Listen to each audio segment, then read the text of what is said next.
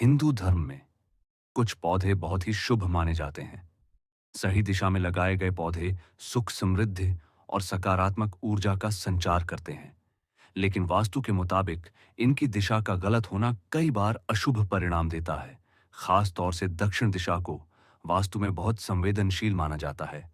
यह दिशा यम और पितरों की दिशा मानी जाती है। इसलिए यहाँ पौधे लगाने के कुछ नियम बताए गए हैं। कई शुभ पौधे भी दक्षिण दिशा में लगाए जाने पर अपनी सकारात्मक खो देते हैं। जानते हैं वो कौन से पौधे हैं जिन्हें दक्षिण दिशा में कभी नहीं लगाना चाहिए? तुलसी का पौधा तुलसी को अत्यंत शुभ और पवित्र माना गया है। इसे देवी लक्ष्मी का स्वरूप कहा गया है। लेकिन वास्तु के अनुसार तुलसी को दक्षिण दिशा में नहीं लगाना चाहिए।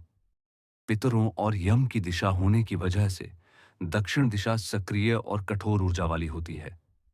ऐसी जगह पर तुलसी लगाने से उसका सकारात्मक प्रभाव कम हो जाता है। घर में मानसिक तनाव, स्वास्थ्य समस्याएं और आर्थिक रुकावटें बढ़ सकती हैं। मनी प्लांट का पौधा धन आकर्षित करने वाला पौधा माना जाता है, लेकिन दक्षिण दिशा में लगाने पर इसका उल्टा प्रभाव हो सकता है। पैसा घर में रुकने के बजाय बाहर जाने लगता है। गैर जरूरी खर्च बढ़ जाते हैं। संबंधों में तनाव भी बढ़ सकता है क्योंकि दक्षिण दिशा अग्नि तत्व का स्थान है। शमी का पौधा धार्मिक और ज्योतिषीय दृष्टि से बेहद शुभ माना गया है। यह पौधा शनिदेव और भगवान शिव दोनों से जुड़ा माना जाता है। इस पौधे को दक्षिण दिशा में कभी नहीं लगाना चाहिए। शमी के पौधे के लिए ईशान कोण, उत्तर पूर्व या पूर्व दिशा सबसे शुभ मानी जाती है। केले का पौधा केला भगवान विष्णु का प्रिय माना जाता है।